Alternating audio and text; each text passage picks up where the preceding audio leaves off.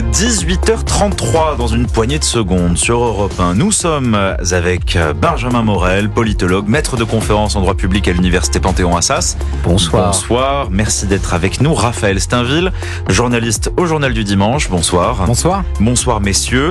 Nous venons de l'apprendre, la militante franco-palestinienne Rima Hassan a finalement eu gain de cause. La justice administrative a levé l'interdiction de l'université Paris-Dauphine qui avait refusé d'organiser la conférence de Rima Hassan au sein de son établissement au risque de troubles à l'ordre public. La justice administrative finalement donne raison à Rima Hassan. Benjamin Morel, faut-il craindre que Paris-Dauphine, l'université connue pour ses formations de management, dans les finances, etc., soit gagnée également par le mouvement pro-palestinien que l'on a vu ces derniers jours au sein de Sciences Po ou de la Sorbonne? Alors je crois qu'il faut bien distinguer deux choses. La première chose, c'est une conférence qui peut être tenue et qui peut porter sur divers sujets, et de l'autre côté, un mouvement, un blocage. Le fait de tenir une conférence ne signifie pas qu'ensuite vous ayez les mouvements estudiantins suffisants pour tenir la fac, la bloquer, etc. Donc il faut bien différencier les deux sujets. Ensuite, et là c'est un peu le juriste qui parle, je crois qu'on se trompe de débat depuis à peu près 2 semaines. C'est pas un débat sur la liberté d'expression. En soi, ceux qui aujourd'hui disent ce qu'ils disent, ensuite il peut y avoir des débordements antisémites, etc., ont le droit de le dire. C'est une question d'ordre public. On n'a pas le droit de bloquer une fac. On n'a pas non plus le droit, potentiellement, de réaliser une conférence illégale, mais si cette conférence ne porte pas sur des sujets qui eux-mêmes peuvent tomber sous le coup de la loi, on peut la tenir, et la seule limite, c'est que l'ordre public soit assuré à côté. Mais celui qui est à l'université, celui qui théoriquement peut maintenir l'ordre public, si jamais il a les moyens de le faire, à ce moment-là, la conférence doit pouvoir être tenue. Autrement dit, je ne peux interdire la conférence que si et seulement si je suis incapable de l'organiser. Là, visiblement, Paris-Dauphine a les moyens d'organiser une conférence qui se passe bien. Donc, il n'est pas illogique, il n'est pas absurde que, même si on peut en condamner le mot d'ordre, cette conférence ait lieu. Raphaël Steinville, on se souvient de l'interdiction dans l'université de Lille d'une même conférence, de la même Rima Hassan, qui était organisée par une association étudiante dont le logo avait fait débat, montrant une géographie du Proche-Orient qui fait débat. Cette fois-ci, Panthéon-Assas obligé par la justice administrative d'organiser cette conférence de Rima Hassan. 2 poids, 2 mesures, 2 différences. En fait, ce qui est fascinant dans cette histoire, c'est que quoi qu'il arrive, Rima Hassan et les Insoumis, d'une certaine manière, en sortent gagnants. Que la faculté de Lille interdise la conférence de Rima Hassan et elle peut se communiquer en se victimisant, criant à la censure, et d'une certaine manière a raison. Que cette conférence puisse se tenir comme il semblerait que ce soit le cas lundi prochain, et c'est une tribune de plus qui lui est offerte pour ses idées, sa campagne, sur fond de soi-disant soutien aux Palestiniens, qui finalement est une sorte de faux nez pour masquer leur détestation beaucoup plus ouverte d'Israël et des Juifs. On a vu plusieurs élus, la France Insoumise, puisque Rima Hassan en fait partie, effectivement, dans la liste pour les européennes. Plusieurs élus insoumis se sont rendus à Sciences Po, ont témoigné de leur soutien aux étudiants. Est-ce qu'ils jettent de l'huile sur le feu en critiquant notamment un autoritarisme voulu par Gabriel Attal de faire évacuer... Alors, bien sûr, ce n'est pas le Premier ministre lui-même qui donne les ordres d'évacuation de Sciences Po et de la Sorbonne, mais est-ce que la France Insoumise, ça fait partie d'une stratégie d'aller entretenir ce mouvement? Alors, est-ce que ça fait partie d'une stratégie? Oui. Est-ce qu'ils sont à l'origine, est-ce qu'ils ont les moyens de pousser ce mouvement? Probablement pas. Je crois qu'il ne faut pas non plus prêter trop d'influence à la France Insoumise sur un mouvement qui est un mouvement quand même relativement endogène. En revanche, il y a une stratégie. Et cette stratégie, c'est en effet, pas tant d'ailleurs en vue des européennes qu'en vue de 2027, de surmobiliser un électorat en donnant des gages de façon extrêmement criante, de façon parfois un peu caricaturale, pour demain pouvoir parier sur une mobilisation de cet électorat en vue de 2027. Cette stratégie-là, elle est assumée depuis des années, elle est particulièrement appuyée ces derniers mois, et ce que vous évoquez, en est la continuité. Lundi, les lycéens pourraient se mobiliser aussi? Oui, c'est pour ça que je suis un petit peu en désaccord avec Benjamin Morel. C'est que je pense que la France Insoumise a une influence considérable sur un public cible qui sont les jeunes et les banlieues. Le fait que après les facultés, demain les lycées, après-demain les lycées puissent prendre le pas de la mobilisation bloquant des lycées. Je pense que c'est le signe de cette influence de la France France Insoumise sur la jeunesse, on le voit dans les sondages. C'est un parti qui fascine, qui plaît aux jeunes. Il y a cette radicalité qui séduit, et je pense que effectivement ils ont une influence considérable. Et là où je rejoins Benjamin Morel, c'est que je pense que l'agenda caché de Jean-Luc Mélenchon, Rima Hassan et quelques autres, c'est bien la présidentielle de 2027 et même l'après, la reconfiguration de la gauche, très loin de la social-démocratie, mais d'une gauche radicalisée, vraiment à feu, quoi. Est-ce que ce mouvement pourrait déborder au-delà des seuls étudiants, parce qu'on parle d'une minorité qui va bloquer Sciences Po, qui va bloquer la Sorbonne, là peut-être les lycéens. Vous pensez que le gouvernement regarde ce mouvement de près? Ah bah oui, il le regarde de près, évidemment. Alors il y a une possibilité éventuellement qu'il y ait des choses qui prennent en banlieue, mais il n'y a pas non plus tout à fait les réseaux de mobilisation qui feraient que ce soit tout à fait évident. En revanche, le problème des blocages dans les facs, c'est que vous savez quand ça commence, vous ne savez pas quand ça finit. Il n'y a pas de rappel au travail, au salaire, qui, comme dans les mouvements de salariés, les mouvements de travailleurs, font qu'à un moment, on est contraint d'arrêter une grève. Là, ça peut durer longtemps. Qui plus est, souvenez-vous, la dernière fois que Tolbiac a été bloqué, ça a duré longtemps. Il a fallu faire intervenir la police et ils ont proclamé l'indépendance et demandé une reconnaissance internationale. Donc vous voyez que ce type de mouvement peut s'enquister et que en s'enquistant, ensuite, il peut produire un certain nombre de problèmes politiques, surtout la veille d'une élection, et il peut en effet servir de base pour relancer le débat et potentiellement espérer qu'ils prennent dans d'autres parties de la société, même si là, attention, il y a loin de la coupe aux lèvres. Oui, après on n'est pas comme dans la configuration de l'an dernier, avec un mouvement social contre la réforme des retraites qui était massif. On a vu un 1er mai qui s'est, dans l'ensemble, assez bien déroulé, qui n'a pas mobilisé énormément de travailleurs. Donc on peut pas imaginer, on va dire, une agrégation des mécontentements autour de ces mouvements étudiants. Oui, j'ai l'impression qu'aujourd'hui ce mouvement concerne presque exclusivement la jeunesse étudiante et lycéenne, avec quand même comme point d'achoppement, c'est-à-dire qu'il y a des examens qui doivent se tenir. Est-ce que un certain nombre d'établissements seront à aller jusqu'à l'annulation des examens? C'est peut-être le point de bascule pour ce mouvement. Il y a un certain nombre d'étudiants, et notamment cette majorité aujourd'hui silencieuse qui est empêchée de travailler, empêchés de pouvoir même espérer pouvoir aller jusqu'au bout de leur année et obtenir leurs différents diplômes. Je pense que c'est peut-être ça qui peut faire qui peut signer la fin de ce mouvement. On a parlé d'agenda politique, il y a une date que tous les partis ont en tête, dans un peu plus d'un mois, le 9 juin prochain, les européennes qui arrivent à grands pas et la majorité qui a enfin dévoilé les 30 noms de sa liste et qui sont réunis aujourd'hui au siège du parti. Avec ces noms qui ont été dévoilés, la moitié sont d'ailleurs des eurodéputés sortants. Est-ce que cette liste va enfin décoller dans les sondages? Valérie Ayé est à la peine depuis quelques semaines. Benjamin Morel. Je vais absolument pas faire de mal à Nathalie Loiseau, Bernard Guetta, etc.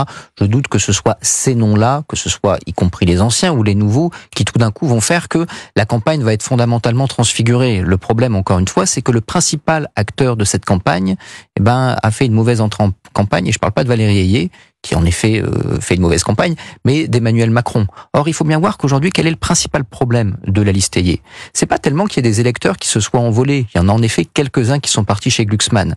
Mais c'est surtout qu'une grande partie de la base électorale, centriste, d'habitude mobilisée à toutes les élections, n'est pas là, a décidé de ne pas venir voter. En partie pour sanctionner visiblement le président de la République, peut-être par désintérêt. Ce qui montre bien que là-dessus, la volonté de porter cette liste par le président de la République, pour l'instant, a fait long feu.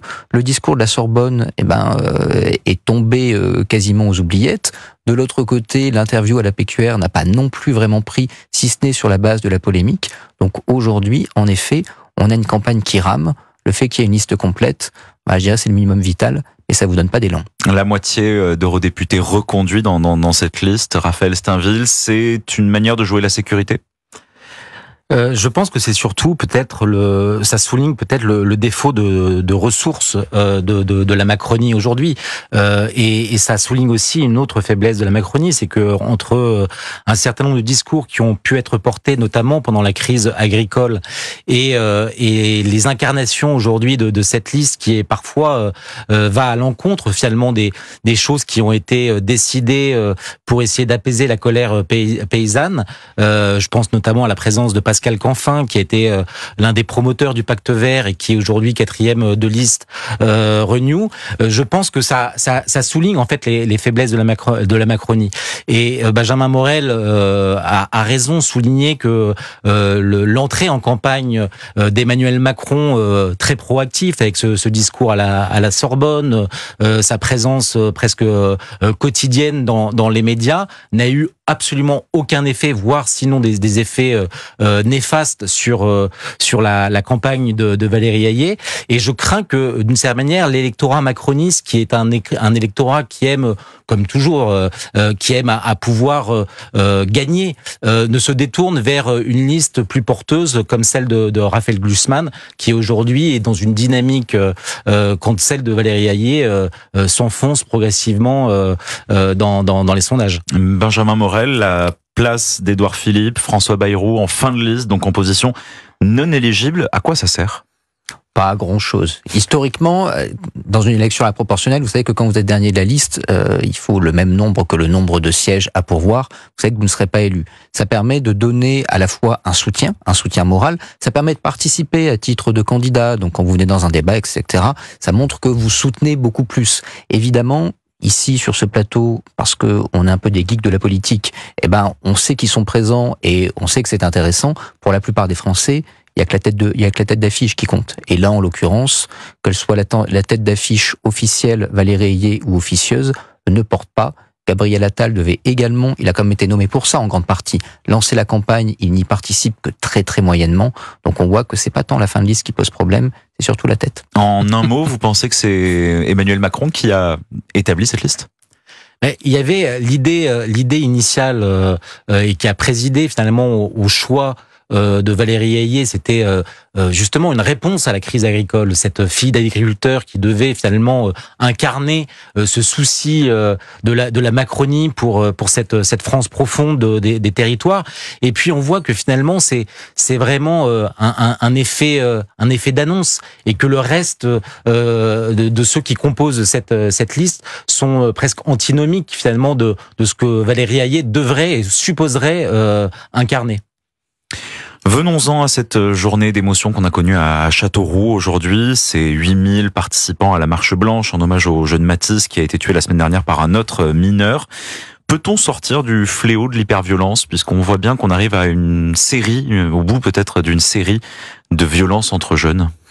C'est compliqué en réalité, c'est multifactoriel. Il y a évidemment une question d'ordre public, il y a également une question qui est une question de contamination de la violence. Vous savez, le rapport à la violence est très lié à la mise en visibilité de la violence. On a notamment des études assez intéressantes, je ne vais pas faire de point Godwin en la matière, mais sur les années 30, qui montrent qu'en fait, c'est la violence vue dans la rue qui peu à peu va faire qu'on va s'acculturer à la violence. Entre une violence de plus en plus diffuse, sa présence sur les réseaux sociaux, les lieux de concurrence que ça induit, etc., tout ça fait qu'aujourd'hui, en effet, structurellement, on a une montée de cette violence. À côté de ça, on a des institutions dysfonctionnelles. Évidemment, l'éducation nationale, sous-dotée, fragilisée, mais au-delà, à côté, c'est-à-dire que ce qui pose souvent problème, c'est également le parascolaire, c'est l'après l'école.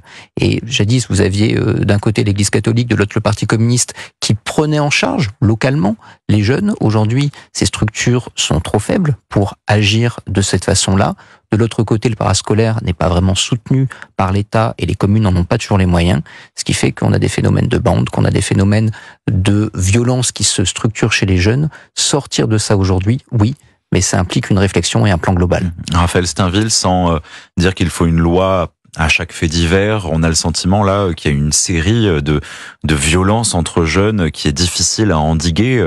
On parle de après-scolaire, on parle également d'institutions à renforcer. Quelle doit être la réponse sur laquelle le gouvernement, qui mène d'ailleurs des discussions en ce moment, quelle réponse doit-il apporter ? Les politiques de tous bords d'ailleurs sont toujours très promptes lorsque l'on parle de violence, et notamment de cette violence propre à la jeunesse, à dégainer 1000 propositions. Pour autant, déjà, si on se contentait d'appliquer la loi telle qu'elle existe, sans même parler de l'excuse de minorité, si seulement déjà les magistrats, les juges qui rendaient la justice appliquaient la loi dans sa manière la plus stricte et la plus sévère, déjà je pense que ce serait un premier pas. Après, je pense qu'il ne faut pas se voiler la face et qu'il y a un certain nombre de sujets sur lesquels il faudrait pouvoir avancer. Et déjà,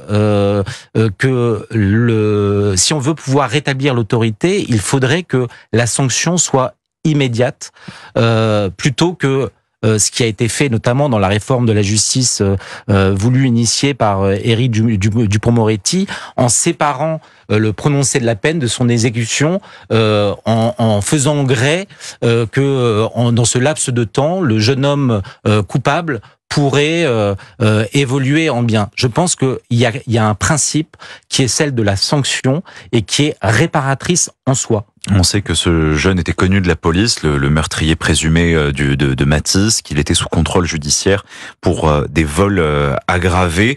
La traduction politique de ces événements, c'est la récupération que la famille ne voulait pas. D'ailleurs, une manifestation d'un groupuscule d'extrême droite à Albi demain a été interdite par la préfecture. On pense à Crépol, ce qu'il s'est passé il y a quelques semaines également. Est-ce qu'on peut craindre que des partis politiques s'emparent de ces événements-là ?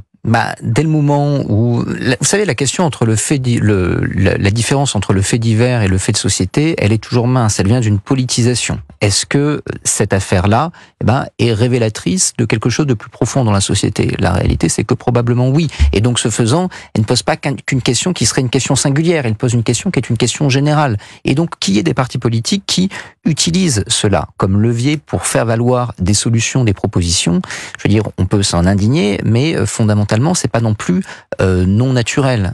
Et donc, ce faisant, c'est très très probable. Après, je voulais revenir sur ce que disait Raphaël, c'est extrêmement important. Aujourd'hui, l'important, c'est pas la hauteur de la sanction. Et là, on a peut-être une petite différence. Mais en revanche, c'est la promptitude de la sanction. Et cette promptitude, elle doit arriver par la réponse judiciaire, mais également par la réponse scolaire. Merci Benjamin Morel, politologue, maître de conférences en droit public à l'université Panthéon-Assas. Merci Raphaël Steinville, journaliste au Journal du Dimanche, d'être venu dans Europe 1 Soir Week-end. Il est 18h49. Dans un instant, c'est Julia Vignali.